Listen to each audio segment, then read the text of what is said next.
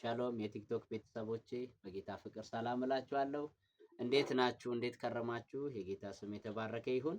ዛሬ እጅግ በጣም ልቤን የሞላውን አንድ የእግዚአብሔር ቃል አነብና በህይወታችሁ ላይ ለማወጅ ነው የመጣሁትና እርሱም ትንቢተ ኢሳይያስ ምዕራፍ 53 ላይ ያለውን ቃል ነብዩ ኢሳይያስ ከተነበያቸው ትንቢቶች መካከል አንዱ ትንቢት ነውና ምዕራፍ 53 ከቁጥር 1 ጀምሮ የሰማነውን ነገር ማን አምኗል? የእግዚአብሔርስ ክንድ ለማን ተገልጧል? በፊቱ እንደ ቡቃያ ከደረቅ መሬት እንደ ሥር አድጓል።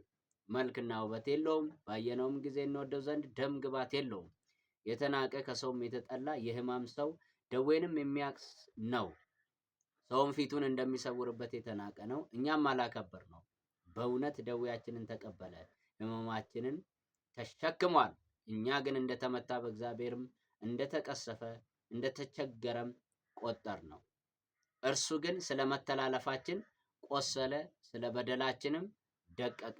የደህንነታችንም ተግሣጽ በእርሱ ላይ ነበረ፣ በእርሱም ቁስል እኛ ተፈወስን እያለ ይቀጥላል። እጅግ በጣም ውስጤ የረካበት እና የተባረኩበት የእግዚአብሔር ቃል ነው። ባይ ዘ ዌይ ኢሳይያስ ትንቢቶችን መተንበይ ከጀመረ ይሄኛው በጣም እጅግ ሃይ ዳይሜንሽን ፕሮፌሲ ነውና በዚህ ልክ ብሉይ ኪዳን ላይ ቆሞ የጥላ አገልግሎት ላይ ቆሞ መሲሁን በአዲስ ኪዳን ውስጥ ቁጭ አድርጎ የተነበየ ታላቅ ነቢይ ነውና ይሄ የመጨረሻ የትንቢት ቁንጮ ብለው የሚያሳፍር አይደለም። ኢሳይያስ ከዛ በፊት ብዙ አገልግሎት አገልግሏል። እንደምታውቁት ምዕራፍ 6 ላይ ነው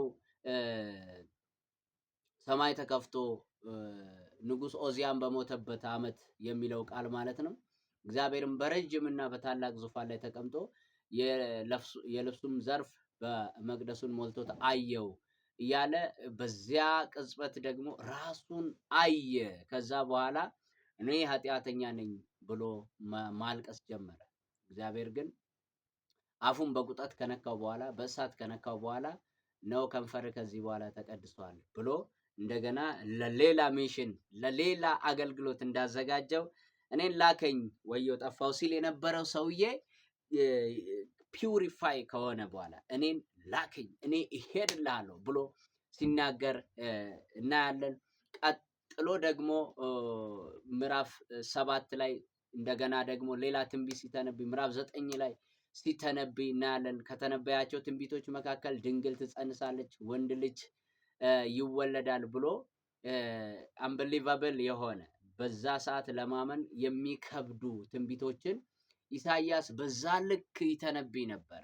ማን ያምናል አለ። እዚህ ስፍራ ላይ ደግሞ ከዚህ በፊት ድንግል ትጸንሳለች ብሎ ምናልባት ብዙ ስደት ደርሶበት ሊሆን ይችላል። የተጻፈ ነገር የለም። ቢኮዝ ድንግል አትጸንስም። ድንግል ለመጸነስ ናቹራል ማይንድ በናቹራል መንገድ ካልሆነ በስተቀር አያምንም እና በዚህ ሁኔታ ውስጥ ነው እንግዲህ ኢሳይያስ ትንቢት መተንበይ የጀመረውና ድንግል ትጸንሳለች፣ ወንድ ልጅም ትወልዳለች፣ ስሙንም አማኑኤል ብላ ትጠራዋለች ብሎ ያንን ተንብዮ ነበር።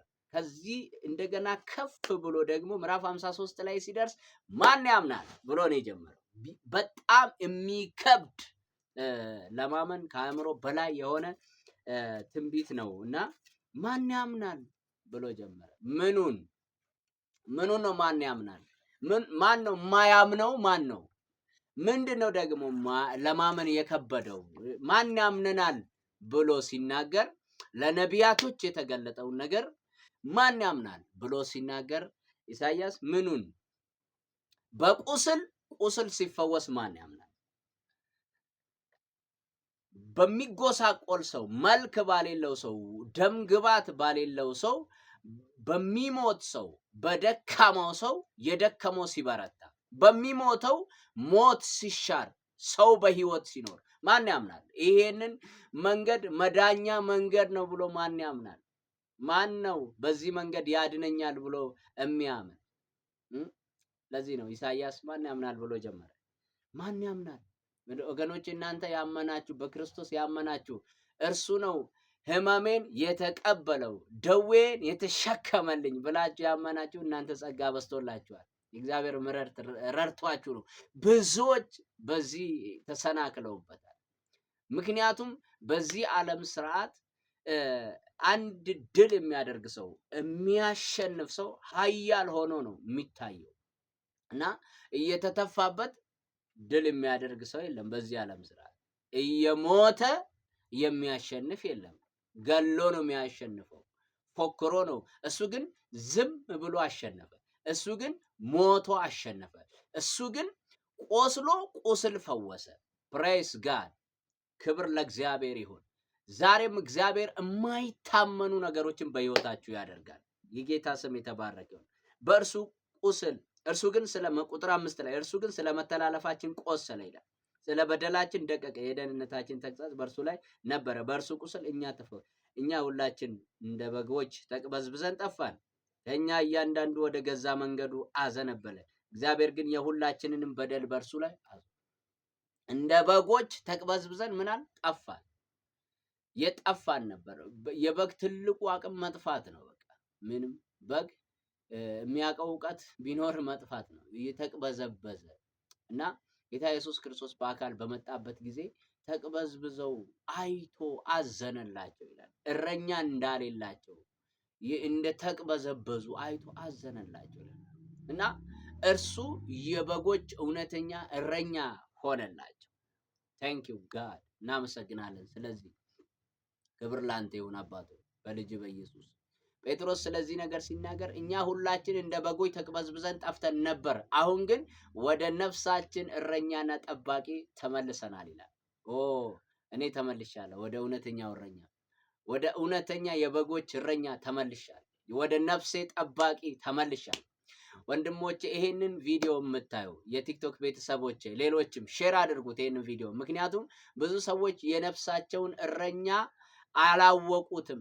ለነፍሳቸው እረኛ ብለው ሰውን ነው የሚወክሉት። ለነፍሳቸው እረኛ ብለው መላእክትን ነው የሚያስቀምጡት። መጽሐፍ ቅዱስ ግን እውነተኛ የበጎች እረኛ አንድ ነው፣ እርሱም እግዚአብሔር ልጅ ኢየሱስ ክርስቶስ ብቻ እንደሆነ ይናገራል። ስለዚህ ከመቅበዝበዝ ሊያሳርፍ የሚችለው ኢየሱስ ክርስቶስ ብቻ ነው። እውነተኛ የበጎች እረኛ ኑ፣ ወደ ነፍሳችሁ እረኛ ኑ፣ ነፍሳችሁን አሳርፉ። ነፍሳችሁን ሊያድን የሚችል ስጋችሁን ሊፈውስ በመገረፉ ቁስል ድዌን የተቀበለ የፈወሰን እርሱ ነው። በዚህ መንገድ ካልሆነ በስተቀር እግዚአብሔር መዳንን ያዘጋጀው በዚህ መንገድ ነው። በዚህ መንገድ ካልሆነ በስተቀር ሌላ የመዳኛ መንገድ የለም። ይሄንን መንገድ ነው ማመን። ኢሳይያስ ስለዚህ ነው ማን ያምናል ያለው። ሰው እንደዚህ ሆኖ እግዚአብሔር ሊያድን መጣ ብትለው አይቀበልህም። ይልቁንም ተከፍሎልሃል፣ እርሱ ቆስሎልሃል፣ ስለመገረፍ ስላንተ መጨነቅ እሱ ተጨንቋል ብትለው ሰው አይገባውም። ማን ያምናል? ሰው ዋጋ መክፈል ይፈልጋል። በባዶ እግሩ መሄድ ይፈልጋል። ጽድቅን ለማግኘት እግዚአብሔር ባስቀመጠለት መንገድ መሄድ አይፈልግም ሰው። ነገር ግን መዳኛ መጽደቂያ መንገዱ ይሄ ነው። ፕሬዝ ጋድ። እግዚአብሔር ስም የተባረከ ይሁን። ጥሪ አደርግላችኋለሁ በክርስቶስ ያላመናችሁ ኑ ረፉ፣ ወደ ነፍሳችሁ እረኛ ወደ ጠባቂያችሁ ተመለሱ። እርሱ ነው በመገረፉ ቁስል። ከእርሱ ውጪ የነፍሳችን ዋስትና የለም። በመስቀል ራሱን የሰጠው እሱ ብቻ።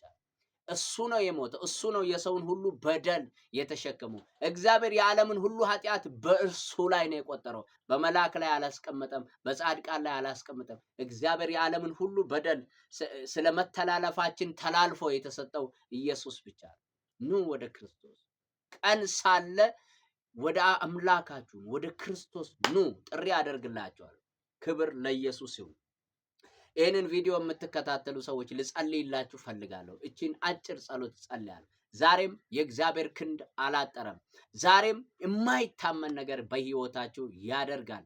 አንብሊቨብል የሆነ ነገር እግዚአብሔር ያደርጋል። ማይንድ ብሎ የሚያድግ ሱፐር ናቹራል የሆነ ነገር እግዚአብሔር ያደርጋል። በህይወታችሁ ተስፋ የቆረጣችሁ፣ በኑሯችሁ ተስፋ የቆረጣችሁ፣ በተለያየ ሁኔታ ውስጥ ያላችሁ እግዚአብሔር የማይታመን ነገር በህይወታችሁ ያደርጋል። ነገር ግን አንድ ነገር ልጸልይላችሁ ፈልጋለሁ። ልታርፉ የሚያስፈልጋችሁ እረፍትን የምትፈልጉ ስኬትን የምትፈልጉ ወደዚህ ጌታ ኑ። ኢየሱስ ክርስቶስን የግላችሁ አዳኝ አድርጋችሁ ተቀበሉ። እግዚአብሔር አብ የሰጣችሁን እውነተኛ ስጦታ ተቀበሉት። ኢየሱስን ጊዜው አልቋል። የመጨረሻው ጊዜ የመጨረሻው ዘመን ላይ ነው ያለነው አሁን። ስለዚህ ኑ ወደ ክርስቶስ፣ ኑ ወደዚህ ብርሃን፣ አምልጡ ከጨለማ፣ አምልጡ ከሞት፣ አምልጡ ከሲኦል። ወጥመዱ ይሰበር። ኑ አምልጡ፣ ወደዚህ ብርሃን ኑ። ኢየሱስ ክርስቶስ ዛሬም እስከ ለዘላለምም ሕያው ነው። ትላንትና በአባቶቼ ዘመን ራሱን የገለጠ የሰራ ዛሬም ደግሞ ሕያው ነው። ደሙ ሕያው ነው። ዛሬም ይሰራል፣ ዛሬም ይፈውሳል። እውነተኛ እረፍት ክርስቶስ ጋር ብቻ ነው ያለው። ይሄ የኔ መልእክት ነው። ከተመቻችሁ ሼር፣ ላይክ፣ ኮፒ ሊንክ እያደረጋችሁ ብዙዎች ጋር እንዲደርስ አድርጉ። ጌታ ይባርካችሁ። ሻሎም፣ ተባረኩ።